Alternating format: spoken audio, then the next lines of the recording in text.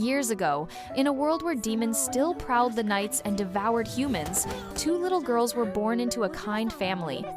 The Kocho family was an ordinary one.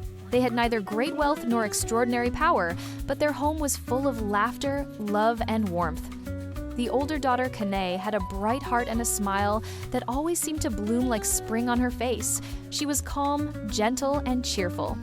The younger daughter, Shinobu, had sparkling eyes and a sharp mind, but she was more energetic and quick-tempered than her sister. If Kane was like a gentle spring breeze, Shinobu was like a busy, buzzing bee among the flowers. They spent their childhood days playing and laughing. Their mother told them stories, and their father, skilled in herbal medicine, knew the plants of the land and could make remedies from nature. This little family lived simply but happily. But the world is not always kind. One night, when Shinobu was still just a child, screams and cries shattered the quiet of the night. A shadow fell over their home. Demons had come, merciless creatures who could smell human blood from miles away. Their parents tried to protect the girls, but the demons showed no mercy. Blood was spilled, and the smiles of the house were extinguished. Shinobu and Kanaya lost everything that night. They were just children, alone in a world full of monsters. But just when darkness seemed ready to swallow everything, a shining sword appeared from the night. A swordsman from a group that Shinobu would later come to know well, the Demon Slayer Corps arrived to help. He drove the demons away and saved the two sisters. But their parents never returned. Shinobu, a small child filled with anger, made a vow with all her heart. I won't let anyone lose their loved ones like this. Someday, I will be like them. I will slay the demons. Kane, however, was calmer. With tears and a heavy heart, she looked to the sky and thought, if we are to live in a dark world, I want to be a light for others. From that night, their lives changed. They were no longer simple village children. They were two wounded souls determined to walk a new path, a path full of blood, swords, and battles. After that dark night, life was no longer the same for Shinobu and Kane. The home that had once been filled with laughter was now quiet and cold. The two little sisters wept for their parents.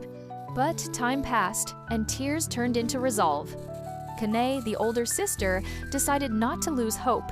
She believed that even in a world full of darkness, it was possible to smile, to be a light for others. She always told Shinobu, if we live only with hatred, we become like the demons. We must be something greater. Shinobu, however, was different. A fire of anger burned in her heart. She was smaller, but stronger in spirit. She wanted to one day take up a sword and eliminate every demon. But they were still children, and they didn't yet know how to begin that journey. Fate soon opened a new door for them. They met one of the Demon Slayer instructors, the same person who had saved them that night. A strict yet calm man, he told them about the Demon Slayer Corps, an ancient, secret organization filled with warriors who had sworn to protect humans from demons. Upon hearing this, a spark appeared in Shinobu's eyes. I want to be one of them too. I must avenge my parents. Kane paused for a moment. Her heart didn't want to focus only on revenge, but she knew that if they remained in this merciless world, there would be no future but to become victims. With a gentle smile, she said, all right, then we'll walk this path together. But remember, Shinobu, we fight not just with hatred, but with love. We fight to protect people, not just to kill demons. And so, the two Kocho sisters began their journey as trainees, with trembling steps but hearts full of determination.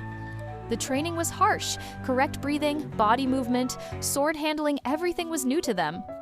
Shinobu was small, and her strength was not enough to swing the sword like the others. Every time she tried to lift the heavy training sword, her hands trembled. The instructor would sometimes frown and say, "You're too weak. Maybe this path isn't meant for you." But Shinobu never gave up. With her short stature and thin arms, and her teeth clenched, she tried again and again. She learned that if her arms lacked strength, she could rely on her intelligence and speed. Kane, on the other hand, shone in a different way. She learned quickly, her movements were smooth and graceful, and signs of a masterful warrior appeared in her from the start. The sisters advanced together, one with skill and calm, the other with persistence and determination. Every time they grew tired, they remembered that dark night, remembered their parents who were no longer there, and they rose again. Gradually, they not only learned to fight, but also pursued the science of herbal medicine. Shinobu, in particular, grew fascinated with medicinal plants. She learned to make remedies from nature, heal wounds, and even research plants that could affect demons. This interest would shape her future, because Shinobu knew her body was too weak to defeat demons like others could with a sword. She had to find another way.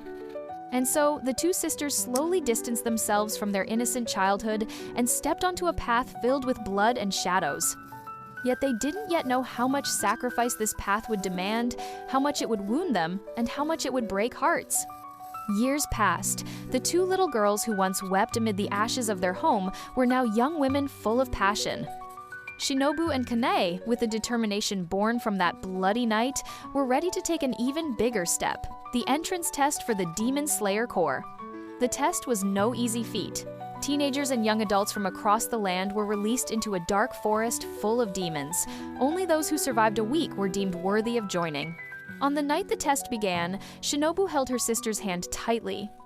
"Kanae, if something happens..." Kanae looked at her with that ever-present smile. "We came together, we'll get out together. Remember, Shinobu, fear will always be there, but courage is stepping forward despite that fear." They entered the forest. Shadows of demons moved among the trees. Breaths were caught in throats. Every rustle of leaves could be the end. Kanae held her sword, her movements calm and precise. Like a deadly dance, she struck down demons one after another. Shinobu still couldn't strike with decisive force. Her strength didn't allow it, but she was clever. She ran swiftly, blocked paths, and treated her minor wounds with simple remedies made from forest herbs. A week passed. Many of the candidates had already perished in the forest, but the two Kocho sisters, hand in hand, with tired yet proud eyes, emerged from the trial. They were now officially demon slayers. The Demon Slayer Corps was full of young people like them, those who had lost family or loved ones to demons. Each carried a wound in their heart, but among them, the bond of Shinobu and Kanae was special. They always trained side by side. Kanae, with her calm skill, was a model for others. Shinobu, with relentless effort and a creative mind, always found new ways. Shinobu soon realized she couldn't defeat demons like the others with sheer strength, but instead of despairing, she sparked an idea. She began experimenting with plant poisons. Wisteria, a plant long known in the Corps for its demon-killing properties, caught her attention. Through study and trial and error, she learned to craft deadly poisons and inject them into her slim, light sword. This innovation later gave her a unique identity, the Insect Hashira. Over time, Kanae and Shinobu rose in rank within the Corps. Both became Hashira among the most powerful demon slayers. But their view of the world remained different. Kanae, with a heart full of kindness, even felt compassion toward demons. She believed many demons had once been humans, unfortunate souls deceived by Muzan Kibutsuji. She would always say, "I hope a day comes when we don't have to fight with hatred. I hope one day all this pain ends." Shinobu, however, harbored a poison of anger in her heart. She smiled and spoke calmly, but inside her burned a flame. To her, demons were just monsters, creatures that had to be destroyed. Yet their sisterly love bridged the gap between these two perspectives. Shinobu always listened to Kanae's words. She might not agree, but she respected them. And Kanae knew well that behind Shinobu's smile lay a deep wound. Amidst all battles, they built the Butterfly Mansion, a place where the wounded healed, orphans found shelter, and hope sprouted again. The mansion later became a refuge for girls like Kanao Tsuyuri, whom Shinobu and Kanae saved and welcomed as a little sister. The Butterfly Mansion symbolized the Kocho sisters' spirit. On one side, Kanae's gentle and kind smiles. On the other, Shinobu's sharp will and poisonous resolve. In this way, the Kocho sisters turned their suffering into a symbol of hope and strength. Even though the world remained dangerous, they created a place of learning, healing, and protection, showing that courage, love, and creativity could shine even in darkness.